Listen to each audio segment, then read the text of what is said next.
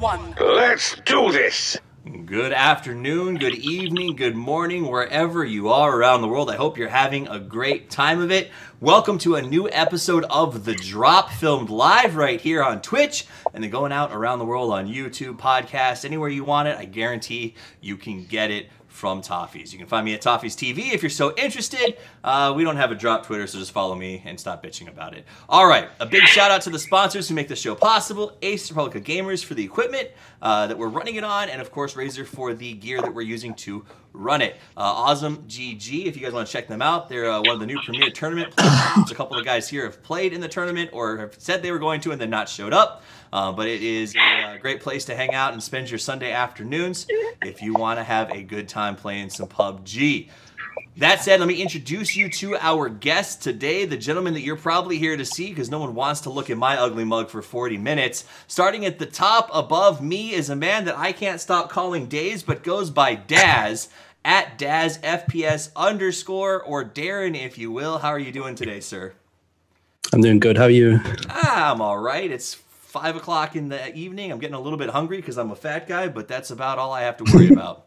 Our second guest over there in the yellow room, I don't know how you stay calm playing in a place that's so fluorescent, is none other than Raptor to Raptor, who plays for Team Method. How are you doing today, sir? Oh, you're muted, Rap. Oh, It's muted. wait, he's looking around. Should we do his inner monologue for him? Wait a minute. What the fuck did I get muted? What did I do wrong?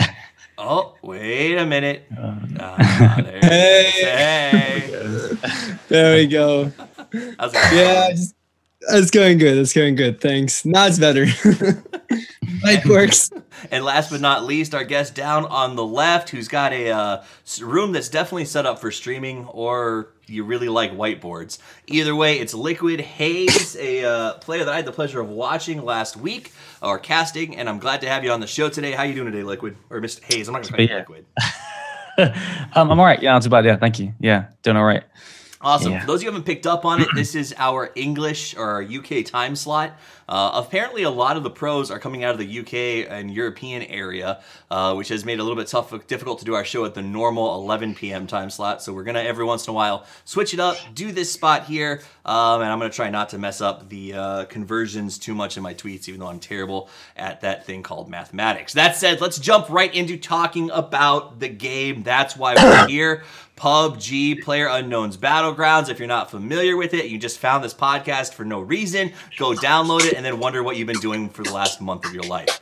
All right, the first topic, for the record, guys, I know everybody here is kind of new to the show, so I want you guys to know what the format is I have a timer that I'm running and I'm starting it right now. It's 10 minutes, and that means that's the maximum amount of time that I'm going to let us talk about a topic because I want to make sure we get through everything. Raptor's got the look of a man who's long-winded, so I want to make sure that we sort of have time to get through all this stuff. So 10 minutes on the clock.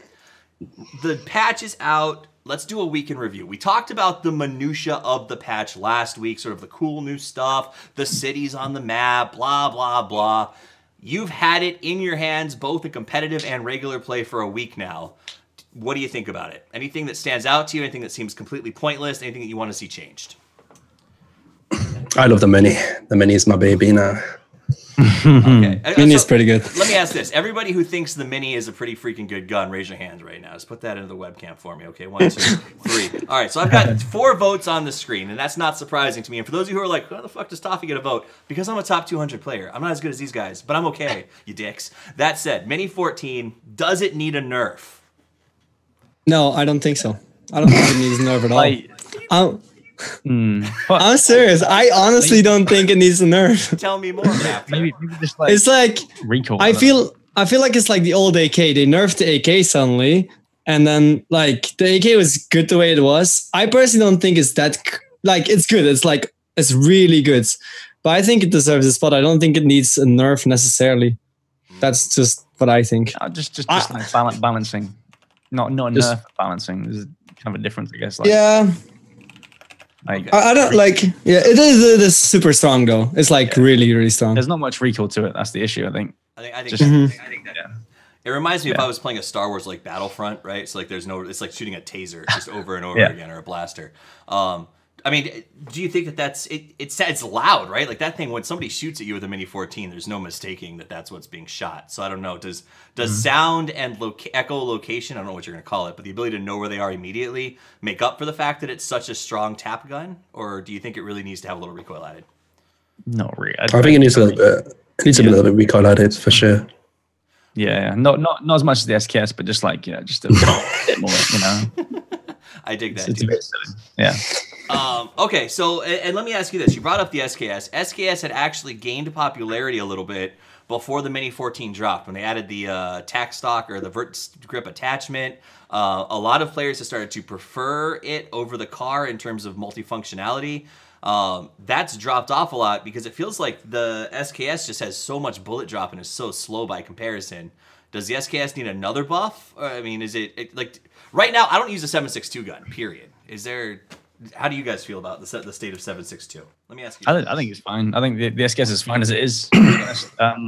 Yeah, I'm just upset about the AK. That's about it, right? Okay, so let's talk about the AK then. You bring it up, I'm going to jump on it. AK Nerf. For those of you who are listening that are casual players and aren't addicted to numbers like we are, there was a change to the AK that was sort of, I don't want to say sneaky because it came out on the extended patch notes, but for those of you who don't know, there's 2 patch notes. There's the ones you see that are posted on Reddit generally that have sort of a, hey, here's some changes we made. And then there's the one you have to dig into like PUBG.me to pull out, and that gives you the numbers. So the ADS recoil kick animation went from 0.18 to 0.3, so it almost doubled in terms of the recoil animation, and the bullet recoil per switch went from 3 to 2. So from my understanding, what that means is it used to get 3 bullets on and then your deviation would happen, so you could get a triple tap pretty easily. Now after 2 it deviates, so it's a lot harder to control that recoil. Do you guys still use the AK? I mean, it was a preferred gun for a while. I use it still. I got like a double kill yesterday, easy spray with it. It's pretty nice. Okay. It's not as good as it used to be though. Like it's a lot harder to control. Yeah, it's extremely horizontal. Just go left and right all over the place. It's I don't know. They just made the tapping. They made that worthless. Basically, like it's good for like having a secondary if you use it as a spray. Like instead of like any SMG or any shotgun or anything, you just use it as a spray, and that way the recoil doesn't matter that much. But yeah, you just can't use that long distance pretty much at the moment. I agree. Yeah, I only use it as a second weapon, like just for both combat. Hey Raptor, I don't have the ability to turn you down individually here. So if you hold on just a little bit, unfortunately we use Zoom for web conferencing and it doesn't have a ton of volume controls. I think if you're doing this in a corporate environment, you just lean back, Joe. Let me fix this. Give me 1 second. Right. I'll get it fixed. Take a look at that. So the AK is still decent at a spray down. So let me ask you this. When you see someone approaching and you think to yourself, am I going to push my range weapon? Like I'm assuming you're using either a sniper rifle or an M16 with a 4X plus on it and an AK. At how many meters do you decide to yourself, it's time for the AK red dot over your ranged weapon? I think 50 meters. 50? Yeah, I'd say, yeah. 50 to 100. Yeah, well, not 100. Yeah, 50 is good. Yeah. Currently with the 50, if it would be back to old AK, and I think they're going to revert it, or they should at least, then you could go long. Okay. You can't control those size. Yeah. Okay. So, perfect. So that makes sense to me. I'm still working on the mic a little bit from Raptor over there. Oh, is it too loud still? Yeah, it's still pretty epic. Am I good? I think I know why. It's a little bit high, but not unbearable. Raptor just makes me want to let me turn it down. Stop bleeding. So, okay, so while you're doing that, hey, we talked about the AK, we talked about the Mini 14, which I think everybody can agree is an absolutely fabulous gun right now. And it's one of those things like when you play with a pub and one pops up, everyone fights, right? In the old days, you'd be like, I found an SKS, and the guy with the 8X would be like, okay, here, take the 8X or whatever. Now that's like, well, I already got the compensator and the extended mag. Well, I've already got the scope, so you should give me the Mini 14. So everyone loves that thing. Fog. What are your thoughts on the Fog? Does it need to be nerfed? Does it need to be taken out? Is it just sort of funsies and it'll never be in competitive play? Yeah. I think it's just a casual game. Yeah, it's just a casual mode. It's funsies. It's definitely not going to be competitive at all. Yeah, my game always crashes when I get into Fog games. So what we're going to do actually is, guys, you can keep your volumes where they are. I'm going to turn my mic up, I think, and that should... Everyone watching can just turn down their volume, and that should help. Am I good now? I turned mine down. Yeah, I think so. I think everybody should be in better shape. Try to turn mine down a bit. I'm not sure if mine is down or not. It is. That sounds quieter. Yeah, sounds much better. So I'll take mine down a little bit. Perfect. It was fine for me. Sorry about having to do the sound check in the middle of the show, guys. You know, we're working on it. I'm working on a Discord partnership to make sure that we can get a little bit of a better sound quality in here in the future. So bear with us. This is only episode 3, but I think so far so good. All right, AKM, we've done our thing. Let's move forward. And okay, somebody brought it up in chat, and I will address it. I said it was starting at 6 p.m. Eastern. We started at 5 p.m. Eastern.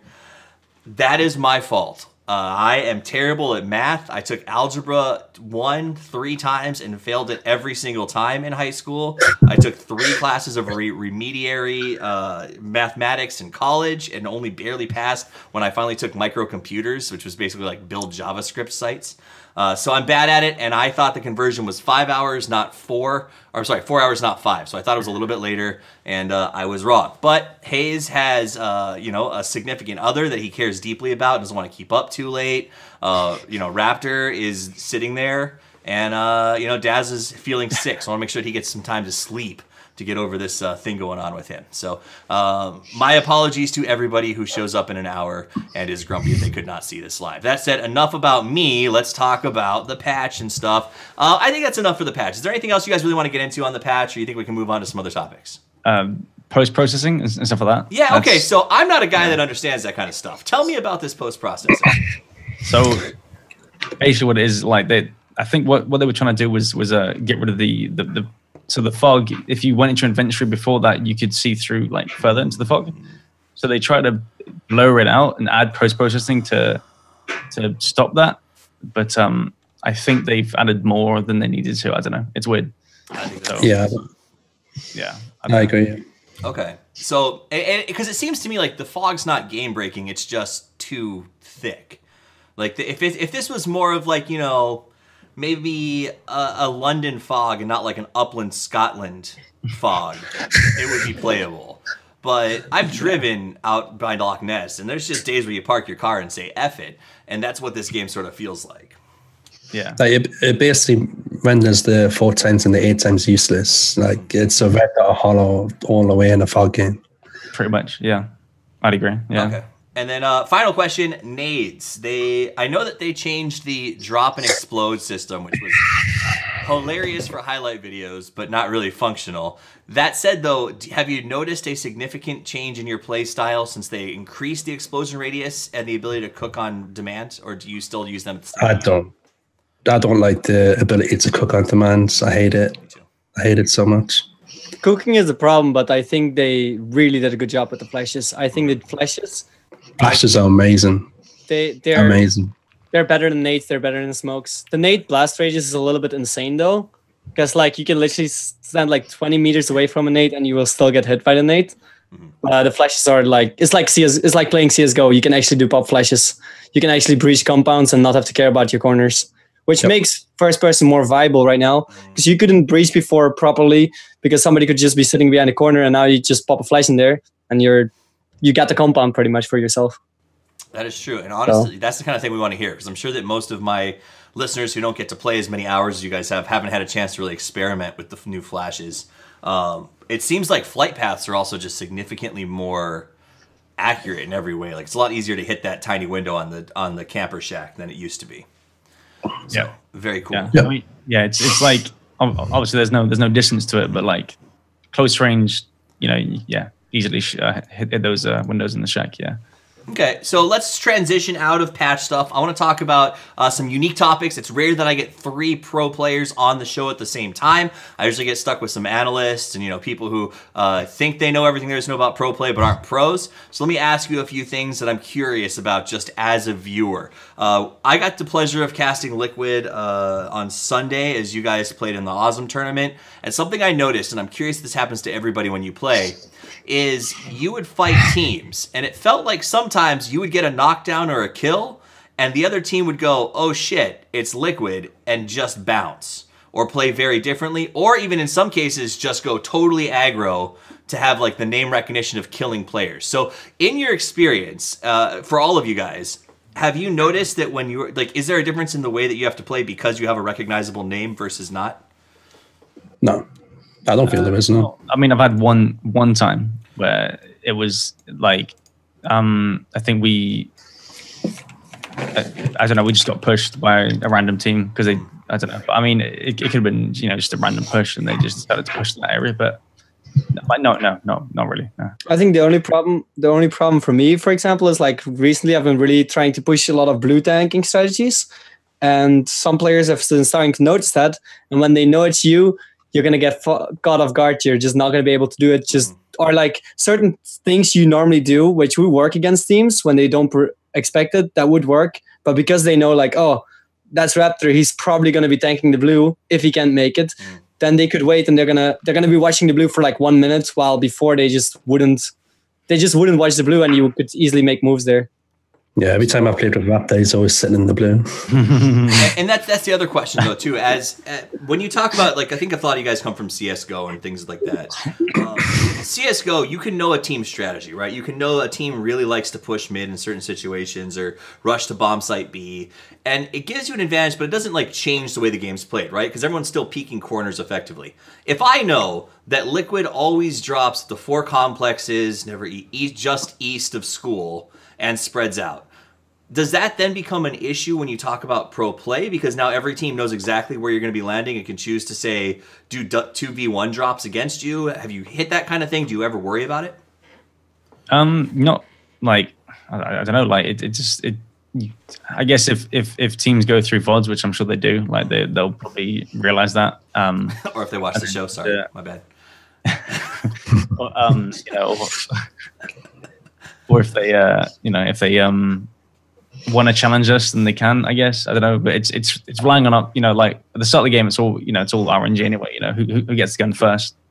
I think it's also a little bit too early for this. Like, I think the pro scene is still developing, so it's like there is like some teams that are like starting to grow. So you start to notice like Liquid, Kingwin, like all the teams are starting to get a platform, but at the moment it's still unsure like who are the pro teams. That's why you see like so many lineup switches and stuff, because it's turning into an established esport slowly, but it still needs a long way before people can think like, okay, we can counter. People still need to figure out the strategies as well. Right. So if you don't even know your own strategy, then how are you going to counter somebody? Do you guys, would you take fights early on? Like, is that something that you look for, or do you prefer to make sure that you guys are at least close to an optimal build before taking a fight? I mean, if somebody jumped in to go up against you in that situation, is that something where you just bounce, or is that like, okay, yeah, we can win this with with whatever guns on the ground? No, I'd say I mean, generally, I think we'd avoid it. I don't know. I'm not sure what. Even if you drop in a big city as well, all teams avoid each other pretty much. I'd say our team would probably fight it personally. And I think it varies. Like, I think that a lot of people watch the big streamers out there who maybe aren't necessarily on teams or on a different kind of team. And those guys are like, the second I drop, I want to start to blow somebody's head off. And they think to play that way. But I think it's interesting. A lot of the pro teams, half of them sort of have that mentality of I'll take the fight because it saves me loot time perhaps. The other half seems to be of I don't want to waste my meds yet. I want to get the heck out of Dodge and sort of reserve fights for when they're best for me. So that's pretty interesting. Now, Raptor, you brought up the idea of this being an emerging esport, and it's sort of in its birthing phases, and that I think is something that we definitely want to touch on as members and leaders of the team, as guys who are sort of newly minted pros within PUBG. Because when I cover Dota and I interview somebody, they've been playing pro Dota for 7 years, and in esports years that's like 35 years. So for you guys in esports years, you've been playing pro in PUBG for like 6 months. In regular years, you're probably, it's about a month and a half here. What's important to look out for, do you think, going forward in terms of literally everything? Is it important to look out for tournaments being responsible? Is it hard to find tournaments to play in? Like, what's your primary focus as a team right now? I think just training. I think everybody just has to train at the moment. I think like it's like you can't. When it comes down to beginning teams, what you have to be careful for is, of course, the contracts, because a lot of new organizations are trying to fuck over players. Mm-hmm. That's what I've been noticing a lot. And even with the bigger teams, I've already heard about their contracts, and some of them are like, it just makes no sense at all. Yesterday as well, there was a team and they got into a contract, and to all of us, it looks like a good contract, but then afterwards, like when they want to swap stuff and on, they get into so much trouble. So that's one of the things. But I think when it comes down to team practice themselves is, I think, find a consistent lineup and just train. That's the only thing that is there to do right now, in my opinion. Yeah, I don't feel you need subs, but I mean, at some point, there's going to be some guy that's not going to be able to get into the tournament because of work commitments, like real life commitments, things like that. So let me ask this then. This is a unique crossroads we have in this sort of burgeoning esport. Is when you go from shooter to shooter, it's pretty traditional. The pros in one shooter tend to work pretty well in the other. When you go from Han to Dota to League and back and forth, they're very different games. And I want to clarify that and be very obvious. But the skills that worked in Han worked well in Dota when pros transitioned over. PUBG is unique in some ways that it comes from a battle royale pedigree that wasn't successful at other avenues as an esport. H1Z1 did a couple of events that didn't really do very well. And we've seen some, but nothing huge. So this seems like a unique chance for players who are good at this style of game to maybe make the run at being pro for the first time and actually do it. Speaking to those types of players, because we see them, you guys are playing in tournaments with 50 to 60 other teams, and most of them are not signed, but are pretty freaking good. I mean, I saw you guys get wiped last week. So what do you say to those players as they sort of start to think to themselves and talk to themselves in Discord and say, hey guys, maybe we can actually do this? What's that path for them to take? Can they grind it out? Do they start sending out emails? Like, what would you recommend? I'd say just keep playing tournaments and stuff, get noticed. There's orgs. I mean, people don't know this, but there's orgs like looking like that they are watching the space. So just keep doing what they're doing, and I guess send some emails out if they want, if that's what they want to do. Also, streaming is a factor as well. If you're streaming, you can gain yourself a name, playing in the tournaments and such, and just inquire about other organisations that are looking, basically. But main focus would be just focusing on the game, your gameplay, and just going in the leaderboards and just getting your name up there, basically. I think Twitter presence is also something that people forget. I think at the moment, like a lot of problems that a lot of like newer players have is like they can reach out to an org, they got the right performances and stuff, but Twitter is like the base to be for everybody. That's where you get all the connections. That's where you meet everybody, and that's where also all the orgs like get first in contact with you mostly, because everybody checks Twitters all the time. And I think like you really need to like have a good looking Twitter, because if you have a Twitter that looks like you made it yesterday, then like everybody's gonna think you're just like you're not gonna be worth signing, for example, even though you might be the best player in the world right now. Yeah, and I think that brings up an interesting idea, this idea that orgs are looking for not just the best players all the time, but also players who are social media savvy, can do interviews, or have the ability to sort of represent the brand well. One of those things that comes up a lot, and I don't know if you guys have had to deal with that in your contracts or know people who have, is streaming requirements within the pro contracts. So some pro contracts will say, and if you guys don't know this, it happens a lot in bigger esports, we're going to sign you to our team. However, you as a team are required to do a total of 26 hours of streaming this week. You can spread out however you want. Sometimes they'll require certain players to do more, and that's just brand representation. Here's my question for you guys. As pros who are playing in a competitive space and have been signed, do you think that streaming as a pro is hurtful or helpful, or does it not really matter? Like, when you have a streaming contract or a time frame, like, I got to hit my stream numbers, how does that affect you?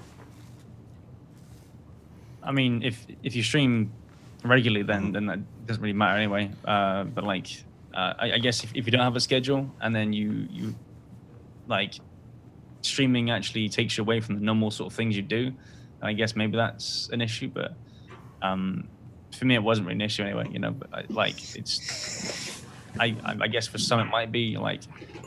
The thing is, at the moment as well, it's like what people have to realize, because I'm currently playing with two players that are like not streamers or anything like that, and they are like getting told like, okay, you know what, you know, you're gonna have to start streaming this amount of hours, or like in my case, but. Just in general, what I told them as well is like the organization pays you a salary, but that salary has to come from somewhere. And if you perform, that's an easy way to get salary. You get paid, your organization gets paid, but they pay you whether you lose or you win, and that money has to come from somewhere. And they can't just go in loss. In the end, esport is still a business, and if you stream, they make money because that's promotion sponsors will pay for that. If you don't stream, you're suddenly just a loss to the company, unless you win a big major. But like.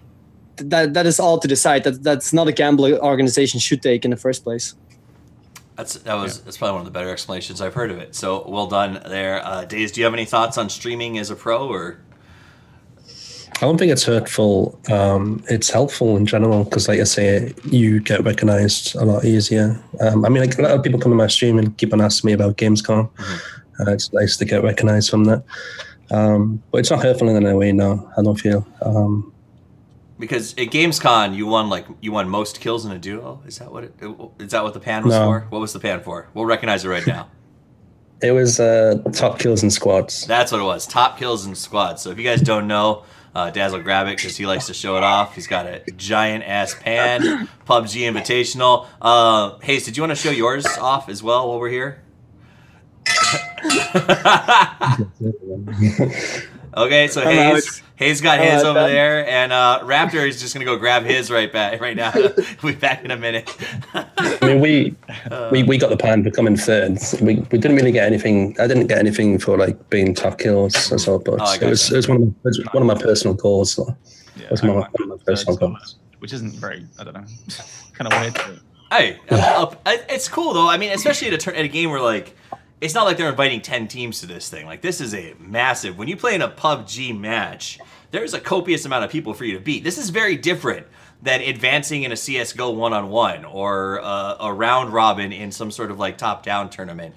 This is... Every day when you guys go in, you have to beat... What was it? I think in the Awesome tournament, you had to beat 20 other... Was it 22 other teams 3 times in a row to advance to the Premier Network? Like, that's... Does that weigh on you at all? The fact that like every single match you play is a slugfest. There's no easy gimmies. Well, it depends on the strats, really. If you do the healing strats, then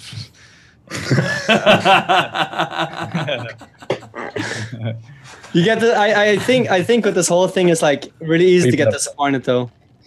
Like for us, for example, last Awesome tournament we did really bad, and for me personally, that was like. Damn, I'm like super disappointed but it's hard because you're against so many teams. So obviously there's a high chance you're not gonna win. But still, like even third, you could be satisfied with third, but you will always be disappointed. And there's always gonna be 19 teams who are not first place. So yeah. But there's definitely huge competition in Awesome tournaments for sure. I mean, my favorite Awesome tournament was when we won it, but we were like 1 point ahead of King Green. We had the same amount of kills as King Green. We won 2 games in a row. They come, I think it was second in a row, and then they got a better third place than us on the third game. But that was intense because our fate was took away from us on the third game because we had a bad game then. But then one of the other teams saved us. So let me ask you guys that since I have you here, I know that all of you have played in a lot of different tournament formats so far and had experience like sort of, it's the Wild West out there, right? In terms of tournaments, scoring, formats, views, all of this stuff is all over the place, and every tournament is trying to come up with what's the best system. I know Bluehole's watching constantly, so there's also sort of that stress on tournament organizers of like, how do I find the format that Bluehole goes, yeah, this is it. What do you guys seem to like? What formats? What scoring systems? Do you like this best 3? Do you prefer a best of 5? What do you think? Like, I personally like. I mean, best of 5 was pretty exciting to play in the Curse Trials. Yeah, that was good. I feel like should be more used in the squads as well. I like Awesome's score system. Kills mean a factor. It means it gives teams initiative to go out and kill people, basically, instead of sitting in the compounds the whole game. Yep. But yeah, I really like the 5 games, even maybe at 6, you know. Yeah, I mean, it's not like a best of, you know, like this many games. It's not like CSGO where you can have a tie, right? It's points. So you can have like 6 games, you know, and there's not going to be, well, I mean, there might be a tie, but highly unlikely, I guess, right? I also like the ×2 AR from Curse Trials. Curse Trials. I call it that. I don't know. I seem to think it relieves it also makes people more aggressive as well because they have the actual things to shoot people with rather than just like UMPs and shotguns. Just like just gonna sit here and. I think because we're so early in the game, we just need to test all different sort of settings and find out the balance. Like CS, did when they did the MR12 or MR15 and. Back in the scene then. So we just need to find the right balance between competitive play. The good thing about the double AR as well, I think that's what Hay said is like really important. I think they have to do that because this opens up also for more strategies. Like right now, if you're a top team, you gotta go big city because if you really want to win the game, because that's where you will find the loot. But now, then it opens up for like, hey, we can actually go small compounds and still be looted. If you go to big cities, you'll be so looted, like it's crazy. So you're going to be able to do whatever you want. But if you go to the small cities, you'll still have like enough loot to take a good fight and not be there with like 30 bullets or something. It also spreads out the teams as well. So there's more areas that, I guess, to go to, right? So it also, I think I've been watching for a while, and I used to be against this 2x AR idea because I moved to PUBG from a strategy game, so I love the idea of like not starting the same. Remember the old days when they nerfed ARs in the very early patch, and like you had to win games with submachine guns for about 2 weeks there because they were just so hard to find guns. That said, though, I think you're on the right track here. The idea that maybe in squads it would even increase the action if ARs were doubled. Because we watched a game last Sunday where everyone was just taking forever to come into the circle, and I realized as I checked each player, well, it's because a lot of them are only running one AR right now. So they're going to small complex after small complex going, I need my spray down weapon like up and running, or I need my scope before I can go into the fight. I think that the other side of the coin is in duos, maybe that doesn't necessarily need to be the case. It seems like in duos, it's a lot more open to sort of fighting for your gear versus looting for your gear, if that makes sense. But again, I think squad seems to be where the format's going for competitive. So you guys definitely. So is everybody pretty agreed that like the points per kill in addition to points per finish is a good scoring measure? Yeah, definitely. And it also provides a really nice tiebreaker too, right? I think we had I forgot what it was. I saw it earlier on one of the news sites that talked about in the Awesome Premier League, especially one of the teams advanced because they tied on placement after 3. But had more kills than their opponents. I think it was actually Kingwin or somebody who Kingwin fared hide. It was Method, right? Was it Method? Yeah, I think it was us. It was. We it was either we were going to be tier 1 or tier 2, and at first, like when Shot Caller calculated it, we would have been tier 1 because we had 1 kill more, and then they were like, yeah, but it's not necessarily going to be that, and then what they did is they calculated the average placement, so. I'm still unsure, like if we're playing tier 1 or tier 2 right now, because I haven't done the calculations. But yeah, that was that. I think that if that's what you're referring to, that's us. It is. Okay. I think it'll probably fall on you guys from here. I can't say for sure yet. I'm just the talker, not the counter, as we should all be thankful for after the time conversion disaster earlier. Noble, unique situation you had. You guys were unable to make the playoffs this Sunday. Are you going to be there next week? Is that the plan? I'm hoping. Okay. Yeah, I'm hoping so, yeah. So everyone in tier 4, good luck. That's going to be a little brutal. When. So, and then for you guys, though, let me ask you this. It's probably not that often. How often do you guys get to play against an entire server of top teams? Is that pretty regular for you? Or do you think that this is going to be a pretty tall order when you talk about playing next week? I think it's like we played scrims and stuff. Right. I know Method play scrims everyone's always in the top team, sort of like PBG Online and stuff like that. Everyone's there, so I kind of used to it, I guess. In a way. Yeah, you get like at least at the moment 5 solid days of like where you're playing against other teams. Yeah, definitely. So yeah, it's actually kind of weird playing against the worst teams. You're like, what are they doing? Like, what? Yeah, it's like when I queue on the Asian servers. No, that was weird about Awesome as well. When we played Awesome last Sunday, we had like at some point we had the circle, and there was like 2 centered compounds. So we literally split 2 guys in one compound, 2 guys in the other. And normally against top teams you would get engaged on, so something like that would also not work necessarily. But now we didn't even get a single engagement the entire game, and that was like this was center like for like 3 circles. Didn't see a single person pass by or anything, which is super weird. It's because you've somehow convinced all the rookie teams that standing in the blue is a good plan.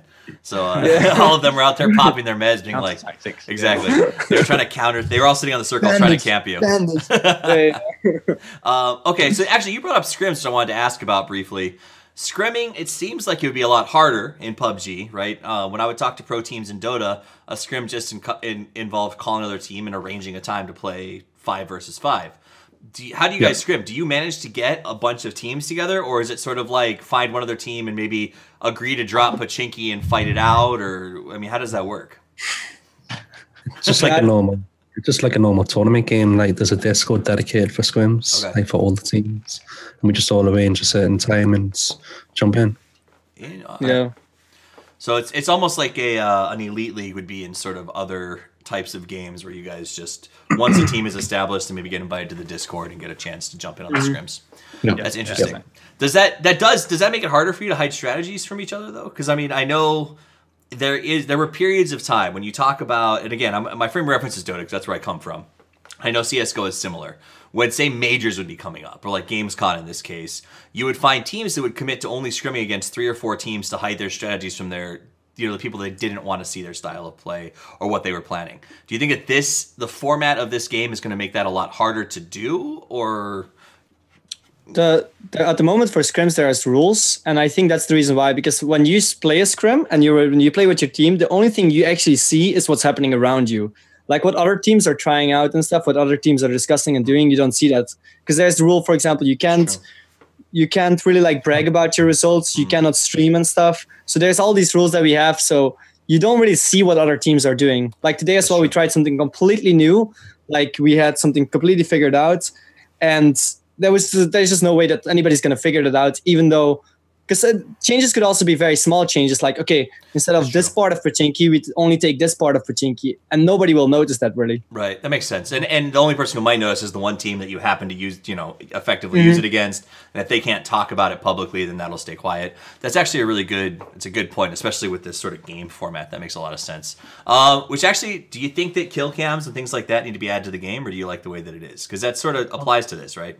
I don't say Killcams. No. Only solos, I feel. I think fine for Killcams because like you kind of learn from that as well. Mm-hmm. It's a learning experience. If you die, you kind of like if you get shot in the head by some random guy, like okay, I no idea, don't know. So I think Killcams actually makes you learn and improve yourself as a player. But in duos and squads, no, because obviously you get the information and you can relay it back to your teammate. And it's like it's pointless. Yeah. And then to take that to a step further, what do you guys think about game replays? Like other games, I can download every CSGO match I've ever played and watch everybody's perspective on it. Is that something that we should have in this, or should we keep it out for the benefit of the mystery? I think you should only be able to just download your own and get your own, not see every player in the actual demo itself. So you can just work on. Like what they're saying is like they're gonna have like the 2D map, right? And you can sort of like see. Like, because obviously what they want to do is they want to bring out 2D and 3D replays of games. I'm not sure if they want to do it for this. Yeah, that's true. That's true. I don't know. They might do. I don't mind it. It's a learning experience. Then you can make strats to counter that, and like it develops the scene. I think if that happens. Yeah. Fair. Okay. Let's see. What else do we got? Last but not least, let's ask this because I'm curious about your perspectives as players who are going into the pro scene. What can we do as viewers or as players or as content creators? How do we turn PUBG into a viable esports long term? Right now, we're crushing everybody else on Twitch. We've got tons of eyes on us. We do a tournament everybody wants to watch. But the honeymoon has to end, right? Everyone played Pokemon Go for a month and a half. Now there's like 12 guys who can meet by the library once a week. So how do we continue sort of that upward progress? I think supporting the right tournament organizers. I think that's definitely a thing right now. The ones who really take stuff professionally, and mainly that. And I think one of the more important things, but that's all happening right now, is that Blue Hole stays involved with the pros and asks our opinion how to change the game. Because Amir as well with the best of whatever, like best of what he made. He did it on Twitter as well. He made a tweet like best of 3, best of 5, best of 6, or best of 8, and he even like asked me personally, like, hey, could you ask some people what they think to change that stuff? And also, like, I don't know if he did it publicly or not, but Amir even came to me and he said, like, what do pros think about the blue? How do they think they should change the blue or the white circle? Like somebody, I don't know who it was, but was talking about the 80% circle apparently. And he then reached out on Twitter, like, who's talked about this to get perspective from that person. So they really want to change the game according to what we want and not what is good for just the public, for public games. If you do that, you're just going to succeed as an esport. Yeah, mostly like the developers come up to us at Gamescom, like Tuna for instance. He was always asking us, what what should we improve, what should we add into the game, you know, always asking for opinions, and just to give feedback, basically. So I think it's really good that Bluehole are communicating with us in general. Yeah, it's really nice. It's key, yeah. It's good to hear they're communicating, and I think that I know for a fact that they watch. I don't talk to the developers personally. I'm not a partner yet. That said, though, they're watching. I know that they're watching. I see that. I've watched their Twitter feeds. And the other thing that strikes me as interesting about this particular team that I don't always see from other games is I feel like these devs and these esports managers and these guys and these girls play the game. Like, it feels like they play it as almost as much as we do in a lot of ways and love it. I've worked on esports where I feel like the devs are like, yeah, I got assigned to this project. I kind of enjoy working on it, but it's not like my life. Whereas I feel like I talk to some of these devs and I get the feeling that they have as many drops as I do in my pocket. And that's pretty exciting to hear that they love it as much as we do. All right, so that's about all the time that we have for the show. I know that some of you guys are going to stay up late and stream. I know that Hayes probably needs to turn down the mic in just a couple of minutes here. I do want to do the lightning round real quick. This is our last thing for the show. I just go around to each person, and I want you to tell me in just a couple of seconds to a minute your answer to this question because I'm curious about it. So we'll start with Daz. Daz, what's your favorite drop? My favorite drop, I love Rozhawk, to be honest. It's got a lot of good cover, soft, hard cover, and you can maneuver around it, crouch jumping through all the building walls, windows, sorry. But yeah, Rozhawk is definitely my favorite to fight. I mean, I do like the occasional school job, just for fun on stream, dropping down there, killing some people. But definitely Rozhawk. All right. Raptor, what's your favorite drop? Yasnaya. West of Yasnaya. Which part of Yaz in particular? You said west? So like west, yeah. The 3 buildings. Gotcha. Okay. Not police station? Okay. No, fuck that. Hayes, what's your favorite drop? George. Just George. It's just great. Just all the loot, the 6s, the North 6s, South 6s, the do you like crates? The crates. Do you like shipping containers? Yeah. Yeah, maybe they're kind of awkward to loot, but right. Everybody seems to love them in the pub world, and I'm like, stop. Yeah, it's too easy to get shot when you're jumping around like a jackass. People are coming out of hospital. Yeah. Anyway, that's my story. I'm sticking to it. I'm just gonna throw this out there. I like Stalber, but that's just because I play a lot of solos. So. The downhill. Hey, listen, downhill push. Downhill push is underrated, especially in solo games. If you can be coming downhill into a circle, the world is your oyster, right? I mean, they have improved that whole east side, which is really nice to see. It's totally changed. Like, they added that new city, which is pretty cool. That side needed some love for definite. I mean, West Coast was the strongest for sure. Everyone always jumped West Coast.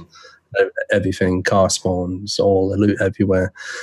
East side had hardly nothing. So it's really nice seeing that. I think Stalber's actually viable now.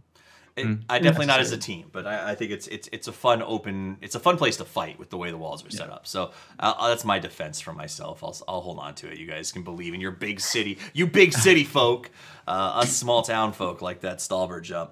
Okay, so that's all the time that we got for today. This is The Drop, episode 3. Before I sign out, I do want to say thank you to Razor, Aces Republican Gamers, and Ozm for making this possible. And I do want to give a big shout out. Let me grab their names here real quick. To EasyCo Mac, who made all the logos, and Aether, who made the overlays for the show on short notice. I've said it before, we're going to name the show something totally different. Somebody else took the name a week before we went live, and some designers stepped up and made a bunch of cool stuff pro bono for the show. So thank you to those guys. Thank you to you guys for being here. Real quick, chance for shout outs or shutdowns, whatever you want to use your minute for. We'll go backwards around the circle. Hayes, any shout outs or shutdowns?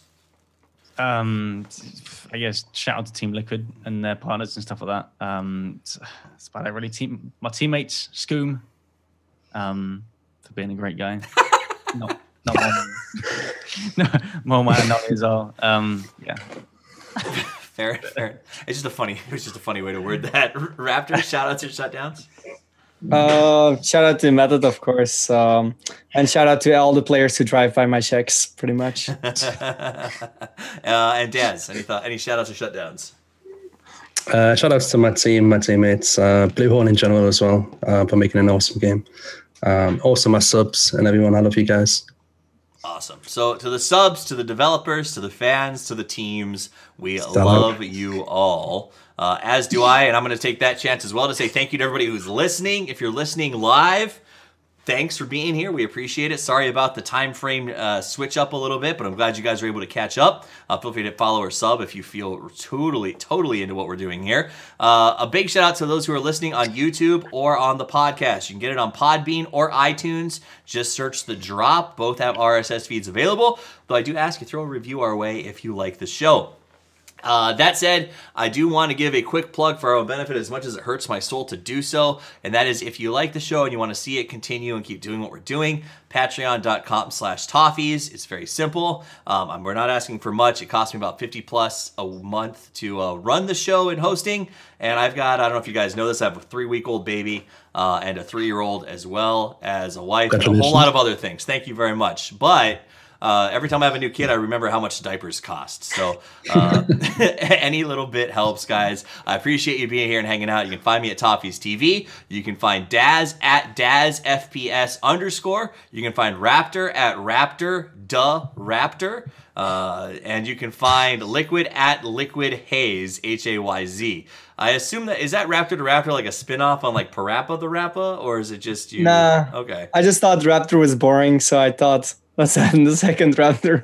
It was just a boring name, Raptor, so I was like, let's just add more to it. Jeff Goldblum would not agree with you. 2 Raptors is always worse than 1, he would say. That said, guys, have a wonderful evening. Thanks for tuning in. Go play some more PUBG. And as always, Toffees out.